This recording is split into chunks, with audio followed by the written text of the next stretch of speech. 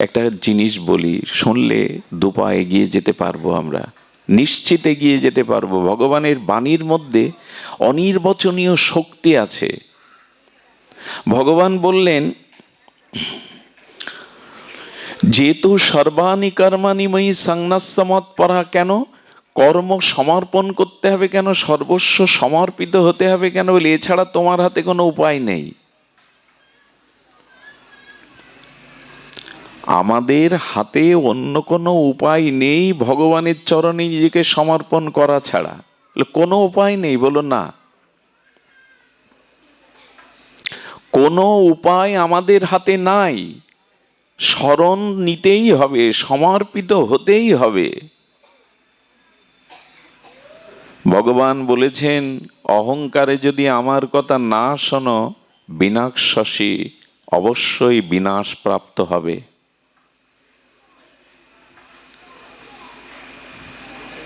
মচ্চিত্ত সর্বদুর্গানি মত প্রসাদাৎ তরিষ্যসি, আমাকে মনটা অর্পণ করে আমাকে সর্বস্ব দিয়ে দাও, দুর্গের মধ্যে থাকবে, কোনো দুর্গতি তোমাকে স্পর্শ করবে না। আর শোনো অর্জুন, অহংকার বশে যদি আমার কথা না শ্রবণ করো, গ্রহণ না করো, তোমার বিনাশ কেউ ঠেকাতে পারবে না। শুনতে হবে, আমাদের মানতে হবে ভগবানের এই বাণী, এছাড়া দ্বিতীয় কোনো পথ খোলা নেই। আচ্ছা, ভগবানের সমর্পণ করবেন না তো কি করার আছে আপনার আমার? আপনার আমার কি করার আছে? কি করার আছে মানে অনেক কিছুই তো করার আছে, কিছুই নেই। শুনুন, জন্ম কি আপনার আমার হাতে? আমি আর জন্মাবো না, আমি আর এই জগতে কোনো শরীর রূপে জগতে আর পুনঃ আসবো না, এ আপনার হাতে কি? একটু কথা বলুন, হাতে কি আপনার? যদি তাই থাকতো তাহলে জন্ম নিয়েই তো মৃত্যু, জরা, ব্যাধি, কর্মফল, রোগ সব ভোগ করতে হয়। কে চাইতো? কেউ তো জন্মাতে চাইতো না। পশু পাখি হিংস্র জীব জন্তু কুলে কে যেতে চাইতো? কিন্তু জন্ম আমাদের হাতে নেই। আমি চাইলেই জন্ম আটকাতে কি আছে আমার হাতে? জন্ম আটকাবার ক্ষমতা নাই।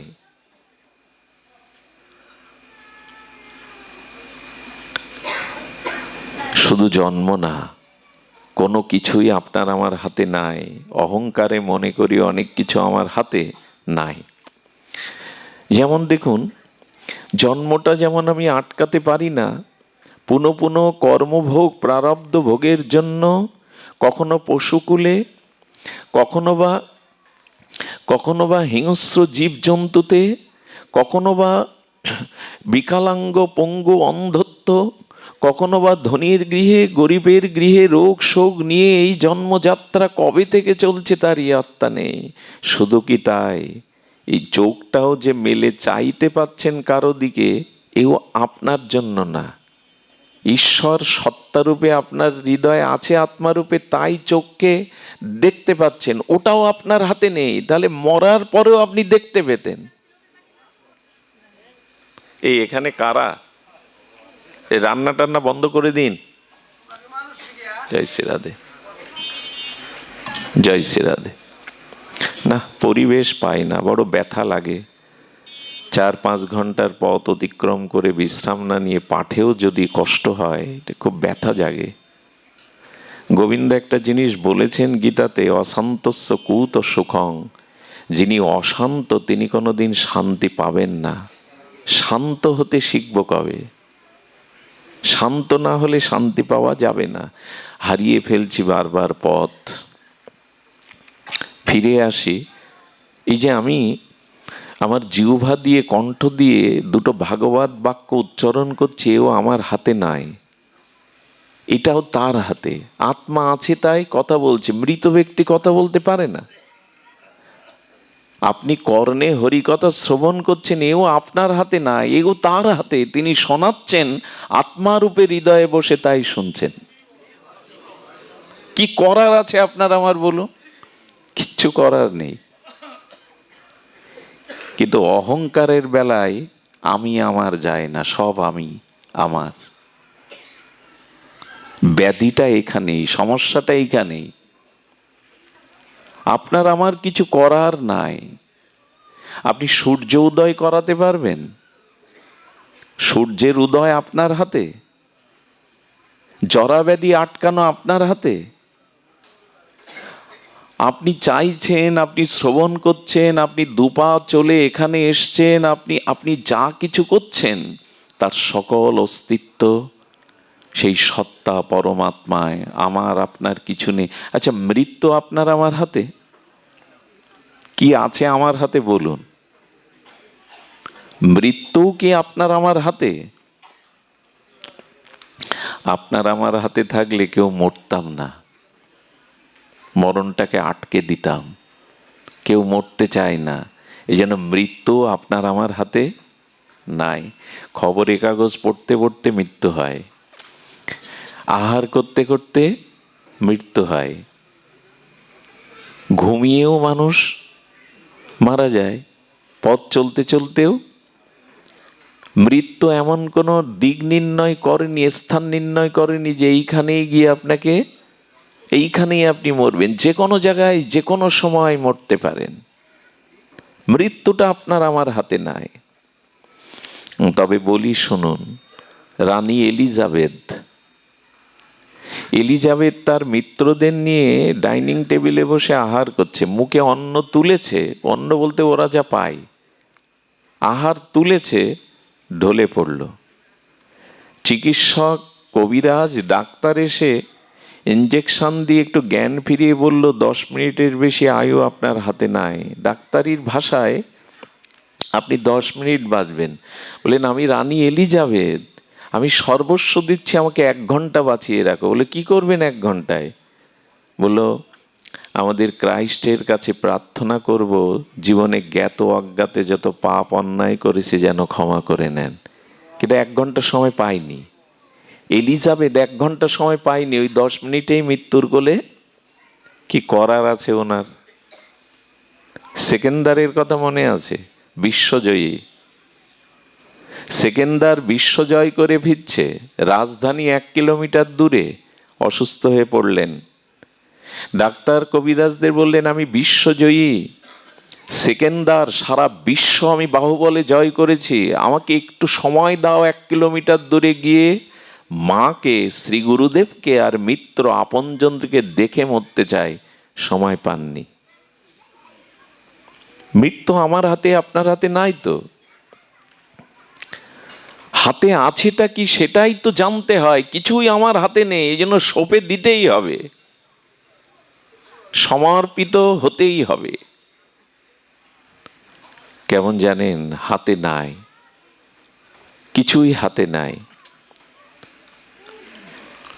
আপনাদের মনে পড়ে, আমি আগেও একবার হয়তো এই কথা আপনাদের স্পর্শ করিয়েছি হৃদয়ে। ব্যাসদেবের একজন শিষ্য ছিল, তার নাম দাস। এই দাস ব্যাসদেবের সেবা করতেন, শিষ্য।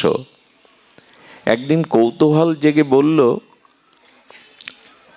হে শ্রীগুরুপাদ পদ্ম, আমার কৌতূহল জেগেছে, আমার মৃত্যু কবে হবে একটু জানিয়ে দিন। ব্যাস ভগবান বললেন মৃত্যু কবে হবে এটা জেনে না জেনে তুমি ভগবানকে স্মরণ করো, ওটা তোমায় জানতে হবে না। উনি প্রজ্ঞাবান তো, ভগবান তো। দেখুন একটা কথা বলি, আমি যদি বাবুদাকে নিমন্ত্রণ করে বলি আমার বাড়ি আসুন, কিন্তু একটা শর্ত আছে, আপনার ছায়াটা আনবেন না, আসতে পারবেন উনি? তেমনি যেদিন জন্মেছি সাথে মৃত্যুটাও সাথে এনেছি, ওটা আলাদা থাকে না, সাথে আনা। এই জন্য ওটা সাথে, মৃত্যু অন্য কোথা থেকে আসে না, মৃত্যু আমার সাথেই থাকে। মৃত্যু কোথা থেকে আসবে এমন নয়, ছায়ার মতো আছি। আপনি আসলে আপনার ছায়া আসবে, এটাই স্বাভাবিক। মৃত্যু সংসার সাগরত। এখন যখন পরম কৌতূহলে বলছেন আপনি জানান, তখন কৃষ্ণদ্বৈপায়ন বেদব্যাস ভগবান বিষ্ণুর কাছে গেলেন। ভগবান বলে দিন না ওনার মৃত্যু কখন। ভগবান বললেন এত মাথা আমি কি ঘামাবো, এটা দায়িত্ব দিয়েছি সংহারকর্তা শিবের কাছে, তো এক কাজ করো, চলো একটু শিব দর্শনে যাই। ভগবান বিষ্ণু, ব্যাস আর দাস এলেন শঙ্করের কাছে। শঙ্কর বলছে প্রভু আমি সংহার করি, কিন্তু সৃষ্টি বা ধ্বংস বা মৃত্যু এ তো ব্রহ্মার হাতে দিয়ে দিয়েছেন, আমি সংহারকর্তা। তো ওর মৃত্যুর কথা আমি কি বলবো? চলুন, সৃষ্টি করেছে ব্রহ্মার কাছে যাই। কজন হলো? ব্যাস, দাস, বিষ্ণু, শিব এবং ব্রহ্মা। ব্রহ্মা হেসে বলছেন, প্রভু সৃষ্টি জগৎ প্রজা সৃষ্টি করেছে আমি, কিন্তু মৃত্যুর দায়িত্বটা আমার একান্ত সচিব যমকে দিয়ে দিয়েছে, এখন যমকে ডাকা হোক। যম এসে দেখছে 6 জন সামনে দাঁড়িয়ে, ব্রহ্মা, বিষ্ণু, মহেশ্বর, ব্যাস, দাস আর যম নিজে। বলেন একটু বলে দাও তো, ওর কৌতূহল হয়েছে ওর মৃত্যুক্ষণ কখন। হাসছে যম, বলে এও সম্ভব? বলে কি সম্ভব? বলে ও যেহেতু ব্যাসদেবের সেবা করে, তাই ওর মৃত্যুটা সহজে যাতে না হয়, আমি ওর মৃত্যুর একটা লক্ষণ করেছিলাম। যেদিন ব্রহ্মা, বিষ্ণু, মহেশ্বর, ব্যাসদেব, দাস আর যম, আমি এই 6 জন এক জায়গায় হব, সেইক্ষণে ওর মৃত্যু হবে। এখন দেখছি 6 জনই এক জায়গায়।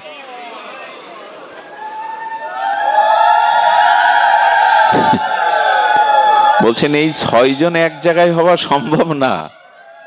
সব সময় এই 6 জন এক জায়গায় একবার দিও, ভালো করে শোনো, একবার উলোধ্বনি দেবে। ভাগবতে একবার দিলেই হয়, অন্য সময় 7 বার 3 বার দিও নিয়ম, এখন একবার দাও।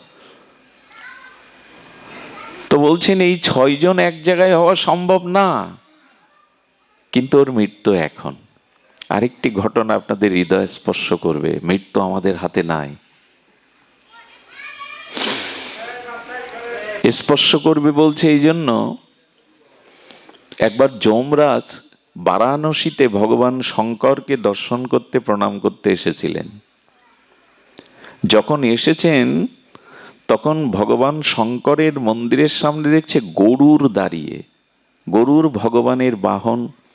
বলে আপনি এখানে? বলে ভগবান বিষ্ণু এসেছেন ভগবান শঙ্করের সাক্ষাৎকারে।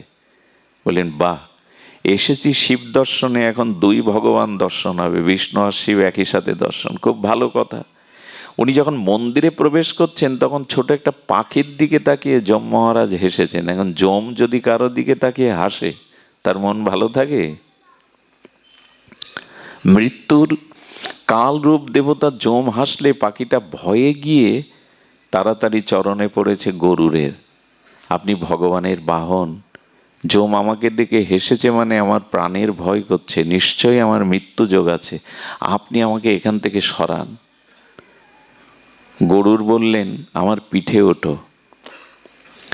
কালরূপ কোন পর্বতে তাকে রেখে আসলেন, যেটা 100 বছরে ওই পাখি উড়ে যাওয়ার সম্ভাবনা বা সক্ষমতা নাই, কিন্তু গরুর গতির তো উনি সেই কাল পর্বতে রেখে এলেন। দ্রুত রেখে এসে হাঁপাচ্ছেন, এর মধ্যে প্রণাম করে যম বেরিয়েছে। যম বেরিয়ে আবার পাখিটার দিকে তাকাচ্ছে, ওর আয়ু তো এখনই শেষ হওয়ার কথা। গরুরকে হাঁপাতে দেখে বলছেন আপনি হাঁপাচ্ছেন বলে সব আপনার কারণে। আরে আপনি ওর দিকে তাকিয়েছেন, ও প্রাণ ভয়ে আমার কাছে শরণাপন্ন হয়েছে, আমি ওকে কোটি কোটি মাইল দূর সেই কাল পর্বতের চূড়ায় রেখে আসছি। তখন আরো জোরে হেসেছেন যম। আরে এই মুহূর্তে ওকে বনবিড়াল খেয়ে ফেলেছে।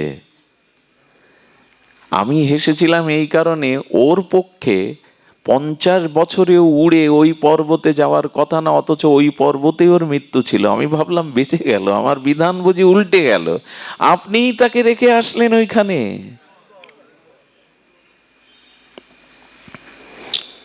আমি আইসিইউ এর সামনে 10 দিন বসেছিলাম, ওখানে ক্যাবিন থাকে না, সেখানে ডেলি 2-4টে মানুষকে মরতে দেখেছি, তাদের আপনজনদের কষ্ট যন্ত্রণা দেখেছি। মাঝে মাঝে আমি পাঠে বলতাম হাসপাতালে যাবেন, ছোটখাটো নরকের একটা পরিচয় মিলবে ওখানে। এই দেহের গতি কি সেটা বলতে বলতে আমার ভাগ্যেও ভগবান সেই বিধানটা মনে হয় লিখেছেন, পড়ে আছি। তো সেখানে দেখছি যে মৃত্যু লাইফ সাপোর্ট থেকেও কেউ কেউ বেঁচে চলে যাচ্ছে হাসি মুখে, সম্ভাবনা থাকতেও কেউ চলে যাচ্ছে। আমাদের হাতে নাই তো। আছেটা কি আমাদের হাতে তাই বলুন। আমি আমার করে যে অভিমান অহংকার করছি, আছেটা কি? একটা ভূমিকম্পই যথেষ্ট এক মুহূর্তে সব শেষ করে দিতে। এখানে মনে রাখলে হবে না, এখানে তো আমরা সবাই সাধু ভদ্র, এগুলো ব্যবহারিক জগতে স্মরণ করতে হবে।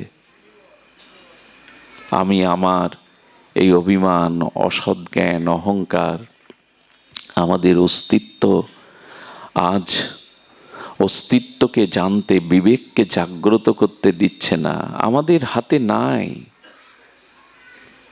তবে যদি সব সঁপে দিতে পারেন কি হবে জানেন? যদি সমর্পণ করতে পারেন কি হবে শুনুন। এক সুফি সাধক, সুফিবাদ আছে না, এক সুফি সাধক ছিলেন। তিনি যমজ দুটো সন্তান লাভ করেন, স্রষ্টার কাছে প্রার্থনা করে করে দুটি সন্তান পান। এই যমজ সন্তান দুটি অত্যন্ত আদর স্নেহে এই সুফি দরবেশ ফকির আর তার স্ত্রী প্রতিপালন করেন। কি করতেন জানেন? স্নানটা একসাথে করতেন। দুই সন্তানকে নিয়ে এই সুফি ফকির একই সাথে স্নান করতেন, ভোজন করতেন, নামাজও পড়তেন একই সাথে। 12 বছর ওদের বয়স হয়েছে। একই নিয়মে এইভাবেই যতদিন বাড়িতে থাকেন ওই নিয়মেই ভোজন বা তাদের নিয়ে নামাজ আদায় করা বা তাদের নিয়ে স্নান করা করেন। একদিন স্নান করতে গিয়ে বলছে, ওদের ডেকে দাও।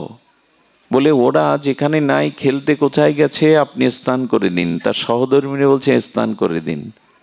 এরপর যখন নামাজে বসবে, বলে, ওদের ছাড়া তো নামাজ পড়ি না, ডেকে দাও। বললো, আজ পাবে না, ওদের দূরে গেছে কোথায়, ওদের এখন পাওয়া যাবে না, তুমি আজ নামাজ পড়ে নাও। আহার করতে বসলে, ওদের ছাড়া আমি তো পাই না, কোথায়? বলো, বলছি তো আজ ওদের এখন পাবে না। আরে তুমি পেয়ে নাও, আমি পরে তোমার কাছে ওদের আনছি। আহার সমাপ্ত করার পরে যখন বিশ্রাম নিয়েছেন, তখন স্বামীর চরণে হাত দিয়ে বলছেন, একটা জিজ্ঞাসা ছিল। কি জিজ্ঞাসা করলো জানেন? 12 বছর আগে আমার কাছে আভূষণ অলংকার, দুটি আভূষণ অলংকার আমার কাছে একজন রাখতে দিয়েছিল 12 বছর আগে। আজকে সে চাইতে এসেছে, আমি দেব কিনা, দেওয়া উচিত কিনা। দরবেশ উঠে বললেন, এই মুহূর্তে দেওয়া উচিত, ও তো তোমার নয়। তোমার কাছে যে ভূষণ দুটি রাখতে দিয়েছিল 12 বছর আগে, সে আসলে তাকে তাড়াতাড়ি দিয়ে দাও, রেখো না, রাখতে নাই। ঘরের মধ্যে গিয়ে সাদা কাপড় উঁচু করে দুই ছেলের লাশ দেখিয়ে বলছেন, পরমাত্মা 12 বছর আগে এই দুটো ভূষণ আমার কাছে রাখতে দিয়েছিল, আজ চেয়ে নিয়ে গেছে, তুমি কেঁদো না, তুমি কেঁদো না। বুকে হাত রেখে বললেন, ওদের জন্য বড় কষ্ট হচ্ছে, শোক হচ্ছে, আবার তোমার কথাতে আমি পরম সান্ত্বনাও পেয়েছি, বিবেক পেয়েছি। আমাদের কাছে রাখতে দেওয়া জিনিস যদি তিনি নিয়ে যান, আমাদের তো কিছু করার নেই। এই বোধটা কখন আসে জানেন? এই বোধটা আসে ভগবানের সমর্পিত হলে। ভক্তের জীবনে দুঃখ কষ্ট আরো বেশি আসে, পরীক্ষারও বেশি আসে, কিন্তু সমর্পিত জীবনে তিনি এর মধ্যে দিয়ে ঈশ্বরের ইচ্ছাকেই বহু মানন করেন, গ্রহণ করেন।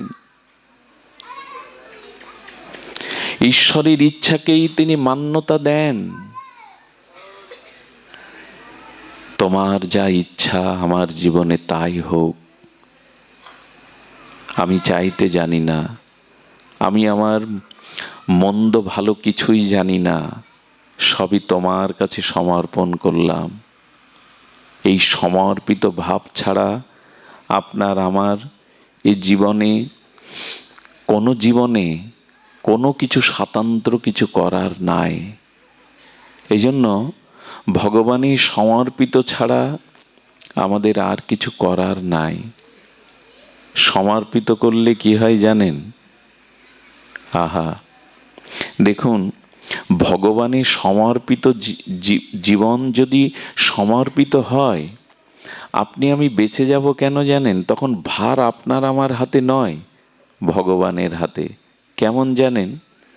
আচ্ছা লক্ষ্য করুন, যেহি সংস্পর্শজা ভোগা দুঃখ জনয় এ বতে আদ্যন্তবন্ত কন্তেও নতেষু রমতে বুধা। গীতার বাক্যে, শ্রী গীতার বাক্যে এই মহাবাণীতে ভগবান বলছেন, দেখো 10 তলায় উঠতে গেলে লিফটে ওঠা যায়, সিঁড়ি বেয়ে ওঠা যায়, হুইল চেয়ারে সামর্থ্য না থাকলে অন্য কেউ ধরে তুলতে পারে, কাঁধে একটা লাঠি নিয়ে কাঁধে কারো স্কন্ধে ভর করে উঠতে পারেন। আচ্ছা 10 তলায় ওঠার জন্য এত কিছু ব্যবস্থা, 10 তলা থেকে ঝাঁপিয়ে নিচে পড়ে মরার জন্য কোনো ব্যবস্থা আছে? কারো সহযোগিতা লাগে? কি বলতে চাইছি? বলতে চাইছি পতন ঘটানোর জন্য খুব বেশি কারো সহযোগিতা লাগে না, খুব দ্রুত পতন ঘটায়, কিন্তু ওঠাটা কষ্ট, জীবন গঠনটা খুব কষ্ট। 10 তলায় আপনি উঠতে গেলে লিফট চাই, সিঁড়ি চাই, সামর্থ্য না থাকলে হুইল চেয়ার চাই, কারো স্কন্ধে ভর করে উঠতে হবে 10 তলা থেকে পড়ে মরতে। পতনটা, একটা মানুষ দেখবেন সাঁতার শিখে জলে নেবে, অনেকেই পারেও না, ভয়ে নামেও না, সাঁতারও শেখে না। জলে ভাসবে বলে, মরবে না বলে সাঁতার শেখা হয়, কিন্তু ডুবে মরার জন্য কোনো অনুশীলন করতে হয়? তেমনি জগতে কাম, লোভ, ক্রোধ এগুলি পতন ঘটাতে কারো অনুশীলন, কারো সাহায্যের প্রয়োজন। পতন হওয়া খুব সহজ, খুব সহজ।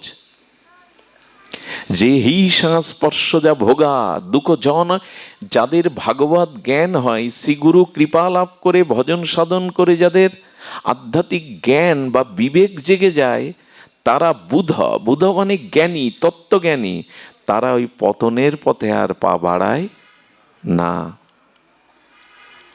তারা পতনের পথে আর পা বাড়ায় না। আর কত পতনের পথে যাব। আচ্ছা লক্ষ্য করুন তো, আপনার আমার জীবনে অনন্ত জন্ম ধরে বা এই জন্মে বহুবার কাম, ক্রোধ, লোভ এসেছে।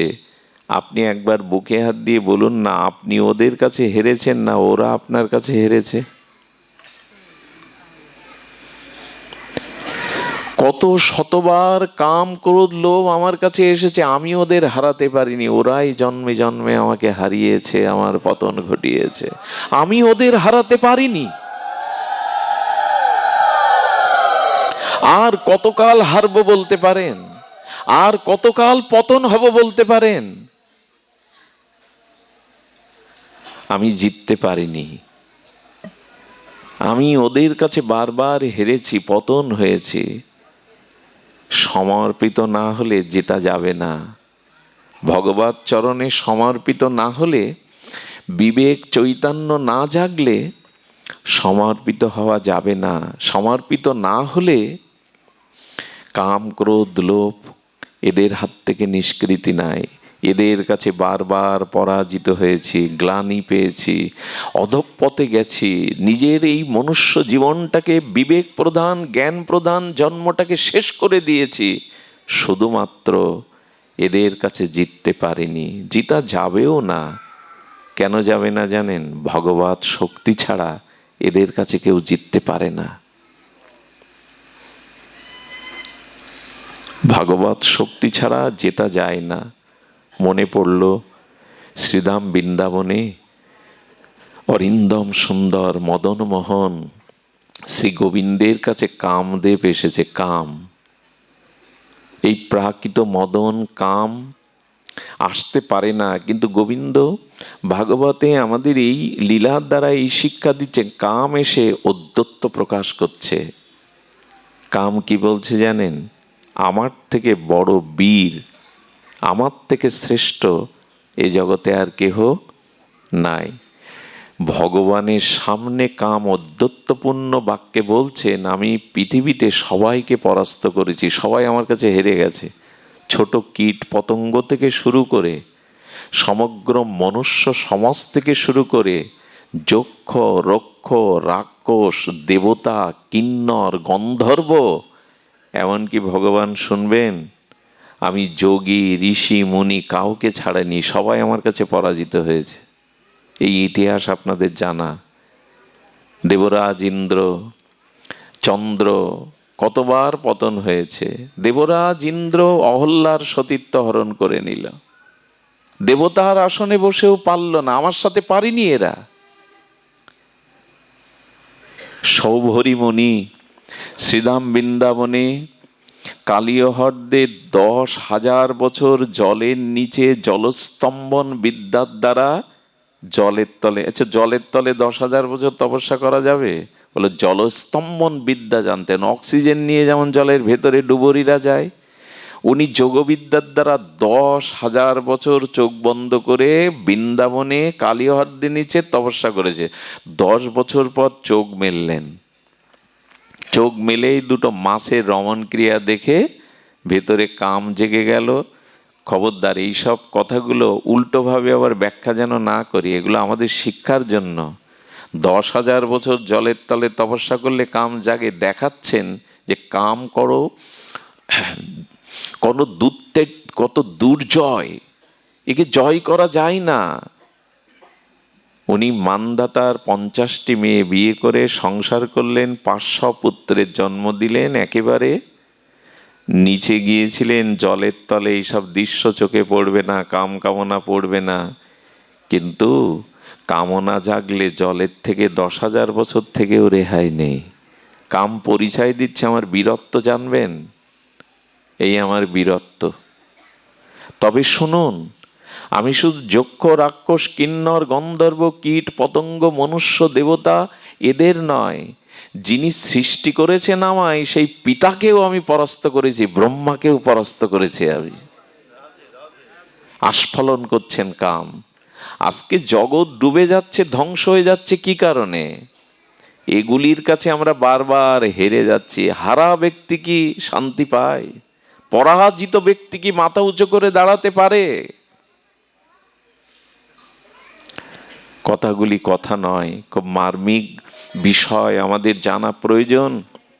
আরো শুনবেন, ভগবান শঙ্কর, তাকে আমি কাম জাগাতে পারিনি কিন্তু ক্রোধ জাগিয়েছি। কাম জাগার ক্রোধ জাগা প্রায় একই। তাকে ধ্যানের থেকে আমি কৈলাসে তার ধ্যান ভঙ্গ করে দিয়েছি। ক্রোধে তিনি আমাকে পুড়িয়ে দিয়েছেন কিন্তু শেষ করতে পারেননি। একদিক দিয়ে আমি জয়ী হয়েছি শঙ্করের কাছে, বাকি শুধু আপনি। আপনাকে জয় করতে পারলে ত্রিভুবনে আমি বিজয়ী রূপ নেব। গর্বে আস্ফলন করছেন। আর ফাঁকা মাঠে যুদ্ধটা হয়নি, মনে মনে হয়েছে, গহনে গহনে হয়েছে। আপনার কাছে এসেছি ফাঁকা মাঠে যুদ্ধ করতে। কামের সাহস দেখুন, ভগবানকেও সামনে ছুড়ে দিচ্ছেন, আসুন।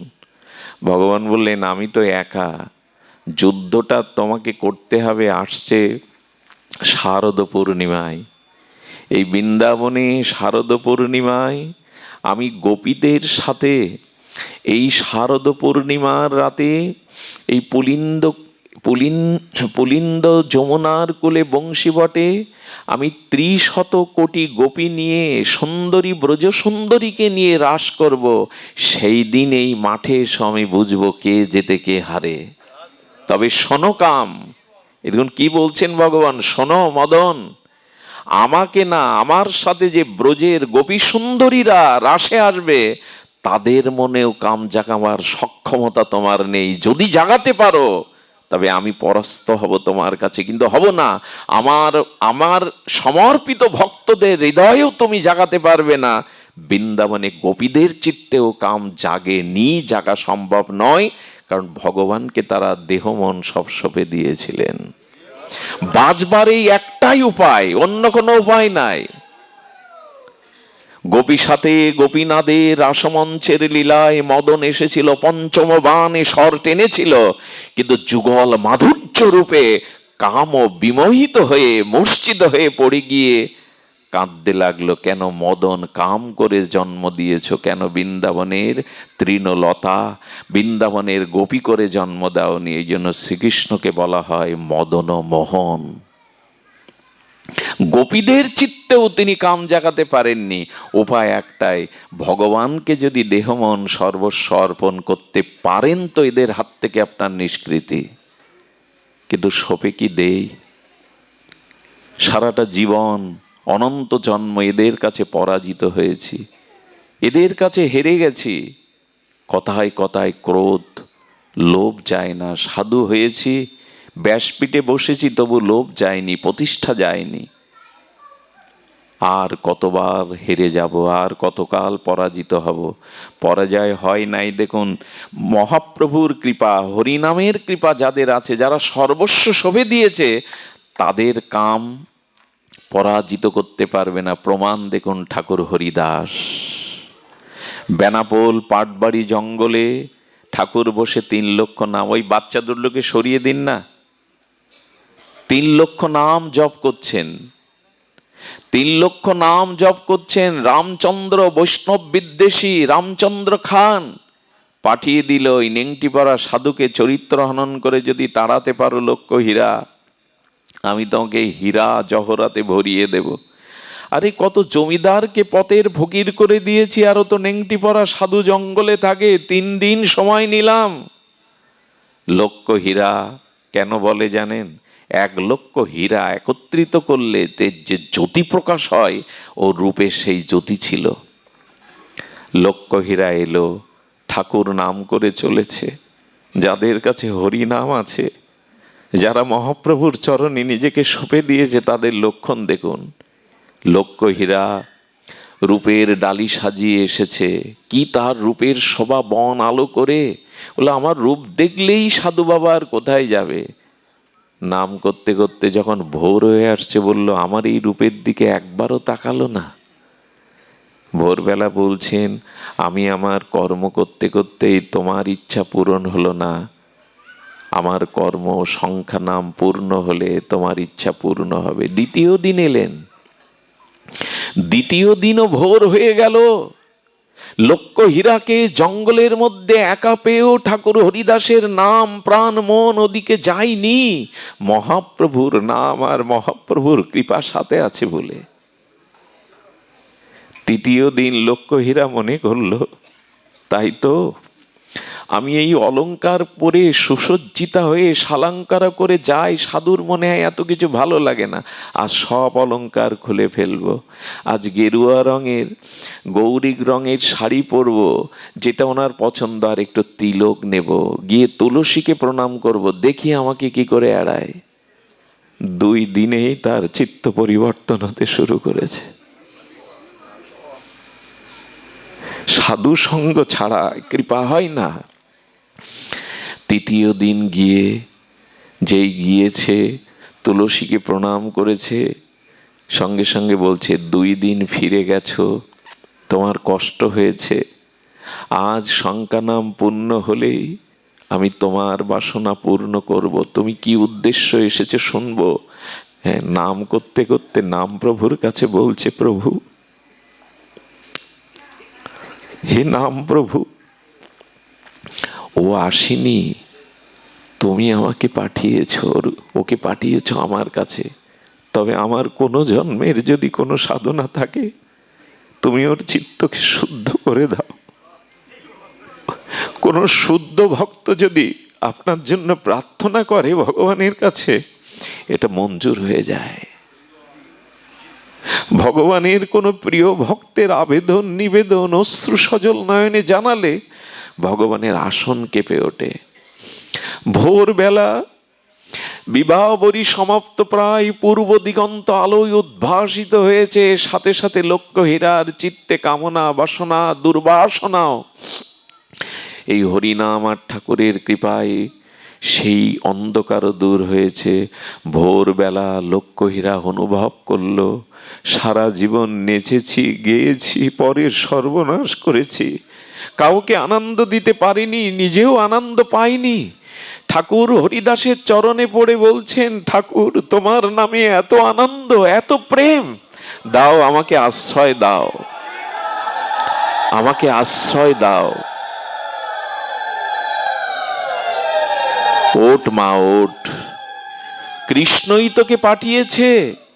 আমি ভেবেছি এই স্থান পরিত্যাগ করব, কিন্তু কাকে দিয়ে যাব এই বেনাপোলের জঙ্গল, এই মাধবীলতা কাকে দিয়ে যাব? যা, এই চিকোরো চাচরো কেশ, মেয়ে ছেলের যদি চুল ফেলতে বলা হয়, চুল ফেলে পাপের অর্থগুলো দিন দুঃখী ব্রাহ্মণকে দান করে চলে আয় এক কাপড়ে। হরিনাম দীক্ষা দিয়ে বললেন, থাক মা, এই মাধবীলতার তলে বসে 1,00,000 নাম করবি, উপবাস দিবি, তুলসী চর্বণ করবি, ক্ষুধা লাগলে আমি তোকে আশীর্বাদ করছি, একদিন বড় বড় বৈষ্ণবগণ তোকে দেখতে আসবে, তোর চরণ ধুলি নিতে আসবে। আজও 550-600 বছর ধরে সেই মাধবীলতা আজও আছে। বেনাপোল পাটবাড়িতে গিয়ে দেখবেন সেই মাধবীলতা এখনো বসে আছে, এখনো কান পাতলে হয়তো সেখানে হরিনামের ধ্বনি শোনা যায়। ঠাকুর কি করলেন জানেন? পরের দিন বললেন, এই কুঠিরে বসে আর মাধবী তলায় বসে ভজন কর। আচ্ছা, ঠাকুর থাকতে পারতেন না আর 2 দিন? হরিদাস ঠাকুর বলতে পারতেন না, তুই ওই কুটিরে ভজন কর, আমি এই কুটিরে ভজন করি? কিন্তু ঠাকুর মর্যাদা জানেন, ওই দিনই তিনি ফুলিয়ায় চলে গেলেন, আর বেনাপোল জঙ্গলে দাঁড়ালেন না। এরা কাম জয় করে কি করে? এদের পেছনে হরিনাম আর মহাপ্রভুর বিশেষ কৃপা আছে। আপনি আপনার শক্তিতে পারবেন না, দেবতা যক্ষরক্ষও পারিনি তো আপনি, আমি তো সামান্য কীট। ভগবানের বিশেষ কৃপা ছাড়া এর হাত থেকে নিষ্কৃতি আমাদের। এজন্য হরিনামকে, সাধু সঙ্গকে আর ভগবানের চরণে আমি আমারকে পরিত্যাগ করে সমর্পিত হন, তাহলেই না তিনি কৃপা করে রক্ষা করবেন, তাহলেই না একটা গতি আমাদের হবে। এমনি এমনি পারবো না আমরা।